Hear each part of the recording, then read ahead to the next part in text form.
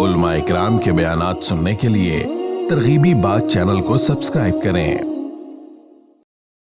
بسم اللہ الرحمن الرحیم۔ الحمد للہ رب العالمین والعاقبۃ للمتقین والصلاة والسلام علی سید الانبیاء والمرسلین سیدنا و مولانا محمد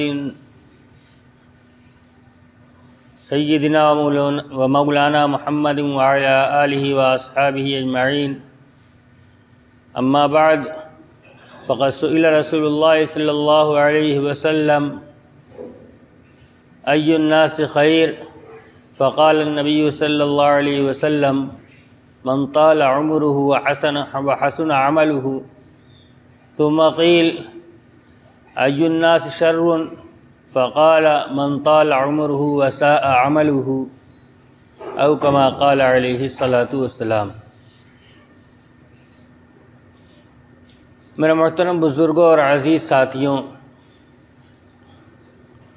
اللہ تبارک و تعالیٰ نے اس دنیا کے اندر مختلف قسم کے انسانوں کو پیدا فرمایا ہے۔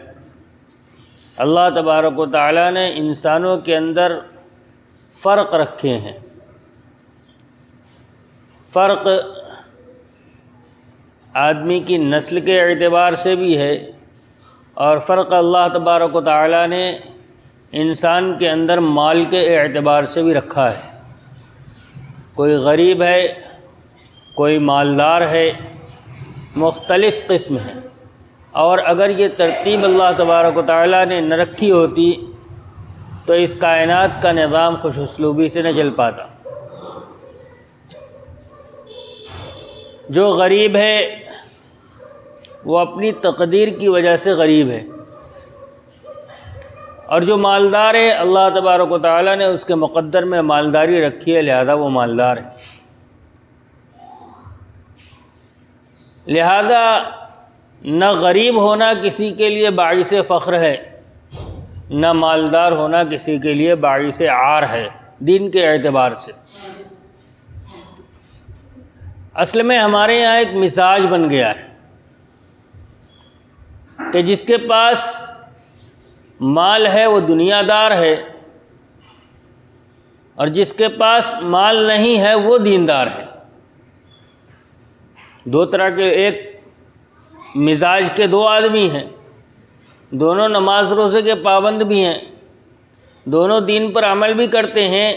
ایک کے پاس مال ہے اور دوسرا مال سے بے نیازی کو ظاہر کرتا ہے، تو جو بے نیازی کو ظاہر کرتا ہے وہ تو دیندار ہے، اس کے پاس مال نہیں ہے، اور جس کے پاس مال ہے وہ دنیا دار ہے۔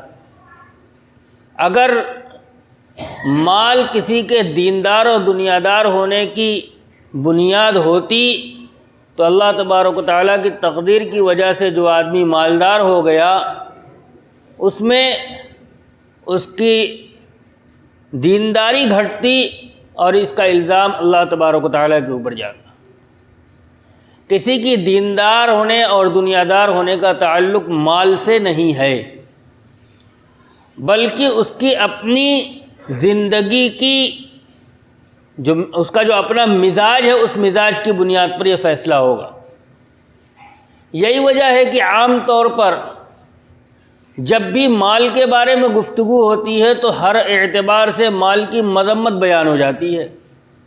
مال اس اعتبار سے برا ہے، مال اس اعتبار سے برا ہے، مال اس اعتبار سے برا ہے۔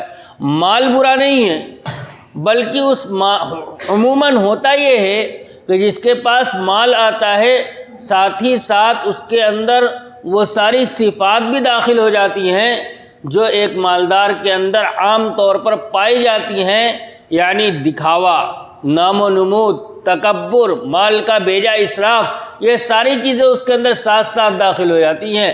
یہ چیزیں چونکہ خراب ہیں لہذا وہ مال اس کے لیے باعث آخرت کی ناکامی کا سبب بن جاتا ہے۔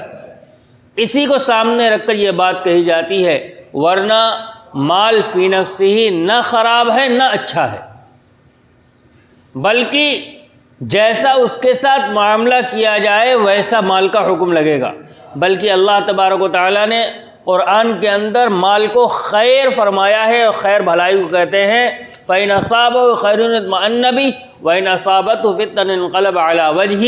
جو لوگ نئے نئے اسلام کے اندر داخل ہوئے ہیں اور ابھی ایمان ان کے دل کے اندر نہیں آیا ہے، جاگوزی نہیں ہوا ہے، تو اگر ان کو خیر مل جاتا ہے یعنی مال مل جاتا ہے تو وہ مطمئن ہو جاتے ہیں کہ صحیح دین کے اندر آئے، اور اگر وہ مصیبت کے اندر مبتلا ہو جاتے ہیں انقلب علی وجہہ، تو وہ لوٹ جاتے ہیں اس دین کی طرف جدھر سے آئے تھے، کہ یہ دین ایسا نہیں ہے کہ اس کے اندر رہا جائے۔ یہاں اللہ تبارک و تعالیٰ نے مال کو خیر کہا ہے۔ وَإِنَّهُ لِحُبِّ الْخَيْرِ لَشَدِيدٌ۔ اسی طرح اللہ تبارک و تعالیٰ نے فرمایا انسان خیر کی محبت میں سخت ہے۔ یہاں خیر سے مراد مال ہے، تو اللہ تبارک و تعالیٰ نے مال کو خیر قرار دیا ہے، لہذا مال کی بنیاد پر، مال نعمت ہے اور نعمت بری نہیں ہوتی، مال کی بنیاد پر نہ کوئی دنیا دار ہوتا ہے نہ کوئی دیندار ہوتا ہے، بلکہ مال کے ساتھ جیسا معاملہ کیا جائے اس بنیاد پر اس کا حکم لگتا ہے۔ اللہ کے نبی صلی اللہ علیہ وسلم نے ارشاد فرمایا ایک روایت کے اندر کہ میں 3 باتوں پر قسم کھاتا ہوں۔ پہلی بات یہ کہ صدقہ سے کبھی مال گھٹتا نہیں ہے، جو آدمی اللہ کے راستے میں خرچ کرے اس کا مال کبھی گھٹے گا نہیں۔ دوسرا، جس شخص کے اوپر ظلم کیا جائے اور وہ مظلوم شخص جس کے اوپر ظلم کیا گیا ہے، اگر وہ صبر کر لے گا تو اللہ تبارک و تعالیٰ اس کی عزت میں اضافہ فرما دیں گے۔ اور تیسرا، جو آدمی دستے سوال دراز کرے گا، اپنے اوپر سوال کا دروازہ کھول لے گا، اپنی ضرورت کا دوسروں سے سوال کرنا شروع کر دے گا، اللہ تبارک و تعالیٰ اس کے لیے فقر و فاقہ کا دروازہ کھول دیں گے۔ اور یہ تینوں چیزیں ہمارے سامنے ہیں۔ ایسے اس ملک کے بڑے بڑے تاجر موجود ہیں جنہوں نے یہ طے کر رکھا ہے کہ میرے اپنے مال کا جو میرا منافع ہوگا سال کا، اس سال کا 25% چیریٹی میں جائے گا، اور ان کا مال ہر سال بڑھ رہا ہے، گھٹ نہیں رہا ہے، اور ہر سال اس کا اضافہ پہلے سے کہیں زیادہ ہوتا ہے، یا حالانکہ ہر سال 25% منافع کا وہ جا رہا ہے چیریٹی کے اندر۔ اللہ تبارک و تعالیٰ اس کو کبھی ضائع ہونے نہیں دیتے۔ اور اسی طرح ظلم کے باوجود صبر کرنے والے کی عزت، مظلوم کی عزت ہر آدمی کے دل کے اندر ہوتی ہے۔ ہم اپنے آس پاس نظر گھما کے دیکھ لیں، جو مظلوم ہونے کے باوجود صبر کر جائے، بدلہ نہ لے اور الزام تراشی نہ کرے، ادھر ادھر اس بات کو بیان نہ کرے، اپنا مظلوم ہونا ظاہر نہ کرے، تو ایسے شخص کی عزت ہر آدمی کے دل کے اندر بڑھ جاتی ہے۔ تیسرا، مانگنے کا دروازہ جب آدمی ایک مرتبہ کھولتا ہے تو یہ دروازہ کھل جاتا ہے، اور جب کھل جاتا ہے تو آدمی پھر اسی راستے پر ترقی کرتا چلا جاتا ہے، اور اس کی محتاجی بڑھتی چلی جاتی ہے۔ پہلے 100 روپے کا محتاج ہوتا ہے، پھر وہ بڑھ کے 200 کا محتاج ہوتا ہے، اور بڑھتے بڑھتے محتاج ہونے کا مطلب کیا ہوا؟ اس کی ضرورت سامنے ہوتی ہے اور اس کے پاس اس ضرورت کو پورا کرنے کا کوئی ذریعہ نہیں ہوتا، تو پھر وہ اسی راستے سے اپنی ضرورت پوری کرتا ہے۔ اللہ کے نبی صلی اللہ علیہ وسلم نے فرمایا، قسم کھا کے فرمایا، جو آدمی دستے سوال دراز کرے گا، اپنے اوپر سوال کا دروازہ کھولے گا، اللہ تعالیٰ اس کے اوپر فقر کا دروازہ کھول دیں گے اور وہ ہمیشہ محتاج ہی رہے گا۔ اس کو بیان کیا حضرت مفتی صاحب دامت برکاتہم نے کہ غنا کیا ہے، فقر کے مقابلے میں غنا آتا ہے۔ غنا نام ہے دل کی بے نیازی کا۔ جب آدمی اپنا ہاتھ پھیلا دیتا ہے تو وہ دل کی جو بے نیازی تھی وہ ختم ہو گئی، اور جب دل کی بے نیازی ختم ہو گئی تو وہاں یا غنا ہوگا یا فقر ہوگا، یا بے نیازی ہوگی یا محتاجی ہوگی۔ بے نیازی ختم ہوئی تو محتاجی اپنے آپ وہاں آ جائے گی، اور جب دل بے نیاز نہیں رہا تو پھر آدمی کے لیے دست سوال دراز کرنا کوئی عیب کا سبب، کوئی عار کا سبب نہیں ہوگا، اور پھر وہ اپنی ضرورت اسی طرح پوری کرے گا۔ آگے جو روایت کے اندر بیان فرمایا گیا اسی کو اصل بیان کرنا مقصود ہے۔ نبی علیہ الصلوۃ والسلام نے ارشاد فرمایا، اللہ تبارک و تعالیٰ نے 4 قسم کے آدمی بنائے ہیں۔ ایک آدمی وہ ہے جس کو اللہ تبارک و تعالیٰ نے مال دیا ہے اور ساتھ ہی ساتھ اللہ تبارک و تعالیٰ نے اس کو علم بھی دیا ہے۔ یہ آدمی اپنے مال کے اندر اللہ کے احکام کے مطابق عمل کرتا ہے، اللہ کا تقوی اختیار کرتا ہے، صلہ رحمی کرتا ہے، حقوق کی ادائیگی کرتا ہے اور بیجا خرچ نہیں کرتا، ایسی جگہ پر اپنا مال خرچ نہیں کرتا جس کو اللہ تبارک و تعالیٰ نے ناپسند فرمایا ہے۔ کہا یہ بہترین سب سے اعلیٰ درجے کا یہ مسلمان ہے۔ دوسرا وہ شخص ہے جس کو اللہ تبارک و تعالیٰ نے مال تو نہیں دیا لیکن علم دیا ہے، اور اس کی یہ نیت ہے کہ اگر میرے پاس بھی مال ہوتا تو میں بھی ایسے ہی مواقع تلاش کر کے اللہ تبارک و تعالیٰ کی رضا اور خوشنودی کے اندر خرچ کرتا۔ تو فرمایا اللہ کے نبی صلی اللہ علیہ وسلم نے، اس کے پاس مال نہیں ہے لیکن اس کی نیت یہ ہے کہ ہوتا تو یہی کرتا اور اپنی نیت میں سچا ہے، تو اللہ تبارک و تعالیٰ اس کو بھی پہلے شخص تک پہنچا دیں گے نیت کی بنیاد پر۔ نیت المؤمن خیر من عملہ، مومن کی نیت اس کے عمل سے بہتر ہے، کیونکہ نیت کے اندر ریاکاری نہیں ہوتی۔ عمل میں ریاکاری کا شبہ ہے، نیت میں ریاکاری کا کوئی شبہ نہیں، کیونکہ نیت دل کا عمل ہے اور دل کا عمل کوئی جانتا نہیں۔ تیسرا وہ شخص ہے جس کو اللہ تبارک و تعالیٰ نے مال دیا ہے اور علم نہیں دیا ہے۔ اب یہ شخص اپنے مال میں من چاہا تصرف کرتا ہے، جہاں نہیں خرچ کرنا چاہیے وہاں بھی خرچ کرتا ہے، اللہ کی نافرمانیوں میں خرچ کرتا ہے، اسراف کرتا ہے، خواہشات کی تکمیل کے اندر اپنے مال کو خرچ کرتا ہے، چاہے صحیح ہو چاہے غلط۔ فرمایا کہ یہ مال اس کے لیے مصیبت ہے، یہ خبیث انسان ہے، یہ اللہ تبارک و تعالیٰ کا ناپسندیدہ بندہ ہے۔ اور چوتھا وہ شخص ہے جس کو اللہ تبارک و تعالیٰ نے نہ مال دیا ہے نہ علم دیا ہے، اور اس کی یہ تمنا ہے کہ اگر میرے پاس بھی مال ہوتا تو میں بھی فلاں شخص کی طرح عیاشیاں کرتا، میں بھی اپنے مال کو ایسے ہی اڑاتا۔ فرمایا یہ بھی اسی کے درجے میں جائے گا اپنی نیت کی بنیاد پر۔ یہاں اللہ تبارک و تعالیٰ، اللہ کے نبی صلی اللہ علیہ وسلم نے فیصلہ فرما دیا کہ مال کی بنیاد پر کوئی فیصلہ ہے ہی نہیں، عمل کی بنیاد پر فیصلہ ہے، نیت کی بنیاد پر فیصلہ ہے کہ کس کا مرتبہ اللہ تبارک و تعالیٰ کے نزدیک بلند ہے اور کس کا اللہ تبارک و تعالیٰ کے نزدیک درجہ کم ہے۔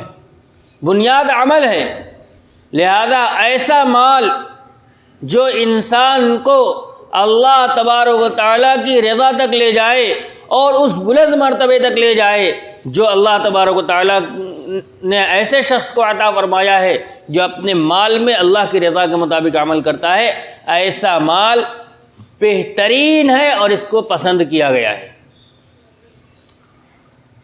یہ ایک مزاج جو بنا ہے کہ اتنا تو ہے، اب اس سے آگے بڑھانے کی کیا ضرورت ہے، مال کی عرص بھری پڑی ہے۔ یہ ایک الزام ہے کہ کوئی آدمی کما رہا ہے، مثال کے طور پر ایک دکان ہے اس سے اچھی خاصی کمائی ہے، دوسری دکان کھولنا چاہتا ہے تو لوگ اس پر اعتراض کر دیتے ہیں، کیا ضرورت ہے، اللہ کا دیا سب کچھ تو ہے۔ ایسا کچھ نہیں ہے۔ اگر مال آدمی بڑھا رہا ہے اور مقصد ہے کہ اس مال کے ذریعے سے اللہ کے اور اللہ کے بندوں کے حقوق ادا کریں گے، اللہ کے بندوں کی مدد کی جائے گی، اس کو اللہ کے راستے میں خرچ کیا جائے گا، اس نیت سے اگر مال کمایا جاتا ہے تو یہ مال کا کمانا اللہ تبارک و تعالیٰ کے نزدیک پسندیدہ عمل ہے۔ لیکن اگر یہی مال اس نیت سے کمایا جائے کہ اگر مال ہو جائے گا تو پھر میں اپنا فلاں کام کر لوں گا، اگر مال ہو جائے گا تو میں ایسا بنگلہ بنا لوں گا، مال ہو جائے گا تو ایسے طریقے سے عیش کے ساتھ زندگی گزاروں گا، تو پھر یہ مال اس کے لیے ترقی درجات کا سبب نہیں بنے گا، اور ایسے شخص کو مال بڑھانے کی کوئی ضرورت نہیں۔ ہم صحابہ رضی اللہ تعالیٰ عنہم کی زندگی دیکھیں، اس میں ہر طرح کے صحابی موجود ہیں، مال والے بھی ہیں، غریب بھی ہیں، متوسط درجے کے بھی ہیں۔ بہترین مثال ہے عثمان غنی رضی اللہ تعالیٰ عنہ کی۔ حضرت عثمان غنی رضی اللہ تعالیٰ عنہ جیسے عام مسلمان رہتے تھے ویسے ہی آپ بھی رہتے تھے. آپ کی زندگی کے اندر کوئی ایسا نمایاں فرق نہیں تھا کہ کوئی باہر سے آنے والا شخص کہہ دے یہ انتہائی مالدار شخص ہے. جیسے عام مسلمان رہتے تھے ویسے آپ رہتے تھے. بلکہ کتابوں کے اندر تو یہاں تک لکھا ہوا ہے کہ اس زمانے کا ایک کپڑا تھا جس کو فر کہا جاتا تھا. یہ قیمتی کپڑا تھا اور اس زمانے میں جو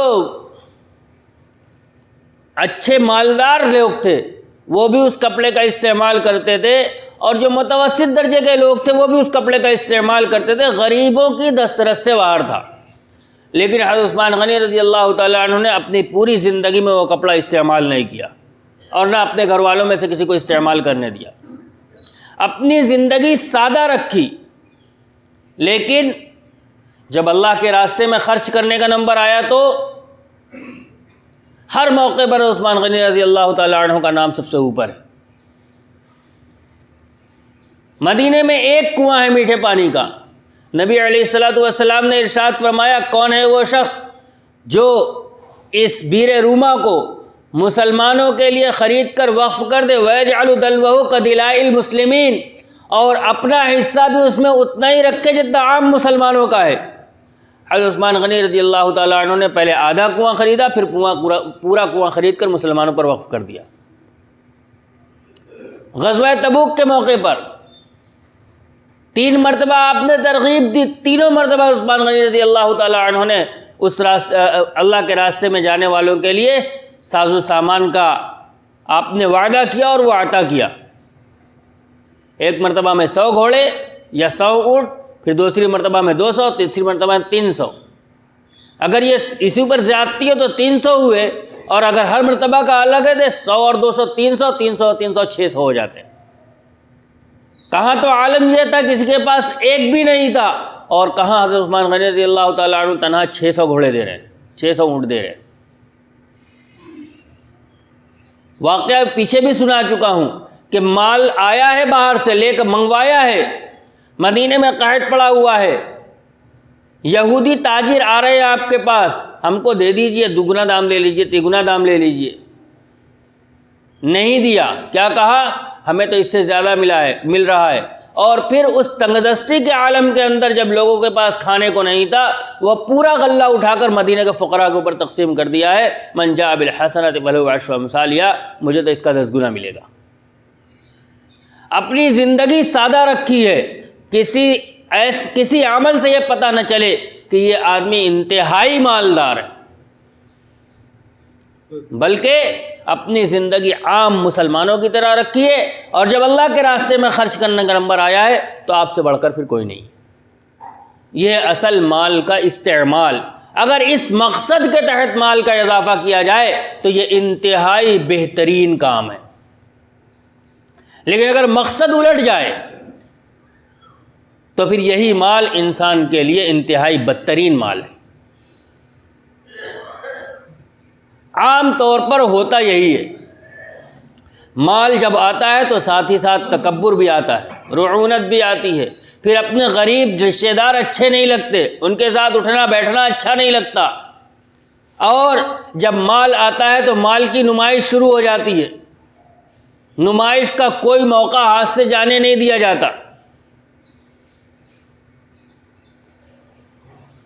جب مال کے ساتھ یہ خرابیاں آئیں تو یہی مال بدترین مال ہے. لیکن اس کا مطلب یہ نہیں ہے کہ آدمی پھٹے حال رہے.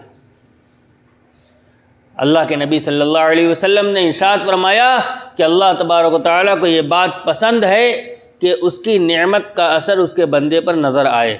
اللہ تبارک و تعالیٰ نے مال دیا ہے تو گدڑی پہن کے نہیں گھوما جائے گا. معلوم ہونا چاہیے کہ اللہ تبارک و تعالیٰ نے آسودہ رکھا ہے. اچھے کپڑے پہننا منع نہیں ہے، اچھے مکان بنانا منع نہیں ہے، اچھی سواری رکھنا منع نہیں ہے. منع کیا ہے؟ منع آپس میں ریاکاری اور تکبر ہے. ریاکاری اور تکبر منع ہے. نہ اچھا کپڑا پہننا منع ہے، نہ اچھا مکان بنانا منع ہے، نہ اچھی سواری رکھنا منع ہے. لیکن اپنی اچھی سواری کے مقابلے میں دوسرے کی سواری حقیر نظر آنے لگے، اپنے اچھے مکان کے مقابلے میں دوسرے کا مکان حقیر نظر آنے لگے، اپنے اچھے کپڑے کے مقابلے میں دوسرے کا کپڑا حقیر نظر آنے لگے، اب یہ برا ہے۔ میں عرض یہ کر رہا تھا مال فی نفسہ ہی بری چیز نہیں ہے، اور نہ یہ اچھی چیز ہے، جیسا اس کے ساتھ معاملہ کیا جائے گا ویسا اس کا حکم مل جائے گا۔ جیسے اللہ کے نبی صلی اللہ علیہ وسلم نے 4 قسمیں بیان فرمائی۔ آدمی کا عمل اچھا ہے، اس کی نیت اچھی ہے تو وہ اچھا ہے، چاہے مال ہو چاہے نہ ہو۔ اگر نیت اچھی ہے اور نیت بری ہے اور عمل برا ہے تو وہ آدمی برا ہے، چاہے مال ہو چاہے نہ ہو۔ بنیاد عمل ہے۔ مال کے سلسلے میں ایک بات اور معاشرے کے اندر چلتی ہے، ایک جملہ بولا جاتا ہے کہ دنیا بقدر مقدر اور دین بقدر مشقت۔ یہ جملہ میں نے اپنے بڑے کے سامنے جب عرض کیا، انہوں نے مجھ سے ایک سوال کیا تھا۔ قرآن کی کس آیت میں لکھا ہے یا نبی علیہ السلام نے کس روایت کے اندر بیان فرمایا ہے؟ مجھے تو ملا نہیں، اور جنہوں نے پوچھا تھا ان کو بھی یہ چیز نہیں ملی تھی، اسی لیے انہوں نے سوال کیا تھا۔ اگر کسی کو معلوم ہو تو بات الگ ہے۔ روایت کے اندر جو چیز ملتی ہے وہ یہ ہے کہ اللہ تبارک و تعالیٰ جب کسی انسان کے پیدا کرنے کا ارادہ فرماتے ہیں تو ماں کے پیٹ کے اندر 4 چیزیں طے ہوتی ہیں۔ 4 چیزوں میں سے ایک چیز تو یہ طے ہوتی ہے کہ اپنی زندگی میں اس کو رزق کتنا دیا جائے گا، اور دوسری چیز یہ طے ہوتی ہے کہ شقی ام سعید، بدبخت ہوگا کہ نیک بخت ہوگا، دنیا کتنے ملے گی، دین کتنا ملے گا، دونوں طے ہو جاتا ہے۔ لہذا دونوں کا تعلق تقدیر سے۔ پھر دنیا میں آنے کے بعد کرنا کیا ہے؟ اپنے گھر بیٹھے جو ملنا ہوگا مل کر رہے گا، اپنے گھر بیٹھے جتنا دین پر عمل کرنا ہوگا ہو کر رہے گا۔ یہ شریعت کا حکم نہیں ہے۔ شریعت کا حکم کیا ہے؟ صحابہ رضی اللہ تعالی عنہم نے نبی اکرم صلی اللہ علیہ وسلم سے پوچھا تھا، تقدیر کا معنی پوچھنے کے بعد، کہ اونٹ کے گلے میں پاؤں میں رسی ڈال کر پھر اللہ کا بھروسہ کیا جائے، یہ رسی کھول کر اللہ پر بھروسہ کیا جائے، اس لیے ہوگا وہی جو اللہ چاہے گا، مقدر میں جو لکھا ہے وہ ہو کر رہے گا۔ تو آپ نے فرمایا تھا کہ پہلے رسی ڈال دو اس کے پاؤں میں، اس کے بعد اللہ پر بھروسہ کرو، تمہارے مقدر کا ہوگا تو رہے گا، مقدر کا نہیں رہے گا تو رسی توڑا کے چلا جائے گا۔ یعنی تقدیر تو اپنی جگہ متعین ہے، لیکن اس کا مطلب یہ نہیں ہے کہ تدبیر چھوڑ دی جائے۔ اصل یہ کہ تدبیر اختیار کی جائے، چاہے دین ہو چاہے دنیا ہو، تدبیر اختیار کی جائے، اور اعلیٰ درجے کی تدبیر اختیار کی جائے، دین میں بھی دنیا میں بھی، اور اس کے بعد نتیجہ اللہ کے حوالے کر دیا جائے، جو مقدر میں ہوگا وہی ہو کر رہے گا۔ آدمی اپاہج ہو کر بیٹھ جائے اور اپنی ساری ناکامیوں کا ٹھیکرا تقدیر پر پھوڑ دے، اس کی اجازت نہیں دیتی شریعت۔ تدبیر اعلیٰ درجے کی کرے گا اور اس کے بعد پھر نتیجہ تقدیر کے حوالے کرے گا، جو اللہ کو منظور ہوگا وہی، ہماری محنت سے کچھ نہیں ہوتا۔ جس کو ہم دوسرے الفاظ میں کہہ سکتے ہیں کہ تقدیر کا انکار کر دینا، کہ جو تدبیر اختیار کرو گے ویسا ہی نتیجہ نکلے گا، تدبیر اختیار نہیں کرو گے کچھ نہیں ملے گا، تقدیر کا انکار کر دینا یہ گمراہی ہے۔ تقدیر کا انکار کر کے تدبیر کو سب کچھ سمجھ لینا یہ دہریت ہے۔ جو چاہو گے وہی ہوگا، تقدیر کوئی چیز نہیں ہوتی، یہ دہریت ہے۔ اور تقدیر پر بھروسہ کر کے تدبیر چھوڑ دینا یہ گمراہی ہے۔ دونوں کے مجموعے کا نام دین ہے۔ لہذا تدبیر اختیار کی جائے گی اور اس کے بعد تقدیر کے اوپر بھروسہ کیا جائے گا، چاہے دین ہو چاہے دنیا ہو، اس لیے کہ اللہ تبارک و تعالیٰ نے ماں کے پیٹ کے اندر دونوں طے کر رکھا ہے۔ کیا کھائے گا یہ بھی طے ہے، اور کیسی زندگی گزارے گا یہ بھی طے ہے۔ دنیا کے اندر کیا کرنا ہے؟ دنیا کے اندر دونوں کو حاصل کرنے کی کوشش کرنی ہے، اور کوشش کرنے کے بعد جو نتیجہ ہو وہ اللہ تبارک و تعالیٰ کے حوالے ہے۔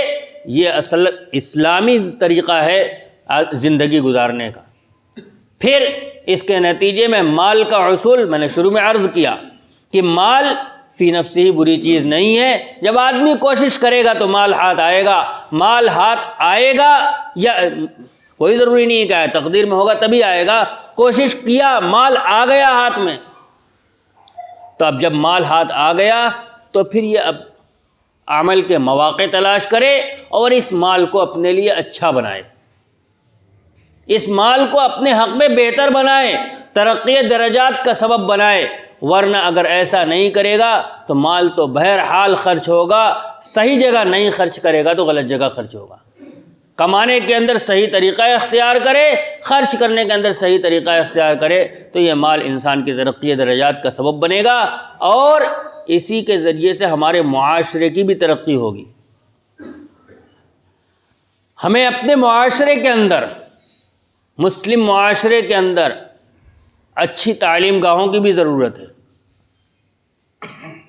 ہر طرح کی سہولیات کی ضرورت ہے۔ ہمارا جو غریب طبقہ ہے وہ دوسروں کے سامنے ہاتھ نہ پھیلائے، اس کی ضرورت ہم سے پوری ہو جائے، یہ بھی ہماری ضرورت ہے۔ یہ ضرورت کب پوری ہوگی؟ جب ہمارے اپنے درمیان کے لوگ اس درجے پر ہوں کہ وہ لوگوں کی مدد کرنے کے لائق ہوں۔ اگر ہم معاشرے کا یہ نظام بنا دیں کہ جو مالدار ہو اس کو ہم دین کے اعتبار سے حقارت کی نگاہ سے دیکھنا شروع کر دیں تو پھر یہ ضرورتیں کون پورے کرے گا؟ لہذا مالدار ہونا یا مالدار نہ ہونا اس کا دین سے کوئی تعلق نہیں ہے۔ دین کا تعلق صرف اور صرف اس چیز سے ہے کہ کہاں سے کما رہا ہے، کہاں خرچ کر رہا ہے۔ اسی کو نبی علیہ الصلوۃ والسلام نے دوسری روایت کے اندر ارشاد فرمایا کہ انسان کا قدم میدان محشر سے اس وقت تک ٹل نہیں سکتا جب تک کہ 5 سوال نہ کر لیا جائے۔ 5 سوال میں سے ایک سوال یہ بھی ہے، عن مالہ من این اکتسبہ وفیما انفقہ، مال کے بارے میں سوال ہوگا، کہاں سے کمایا اور کہاں خرچ کیا۔ سوال یہ نہیں ہوگا کیوں کمایا، سوال یہ ہوگا کہاں سے کمایا اور کہاں خرچ کیا۔ اگر کمانے کی جگہ صحیح ہے اور خرچ کرنے کی جگہ صحیح ہے تو یہ مال ترقی درجات کا سبب بنے گا، اور معاملہ اگر اس کے الٹا ہے تو یہی مال انسان کو جہنم میں لے جانے کا سبب بنے گا۔ اللہ تبارک و تعالی ہمیں توفیق عطا فرمائے۔ وآخر دعوانا الحمدللہ رب العالمین۔ مزید علماء کے بیانات سننے کے لیے ترغیبی بات چینل کو سبسکرائب کریں۔ جزاک اللہ۔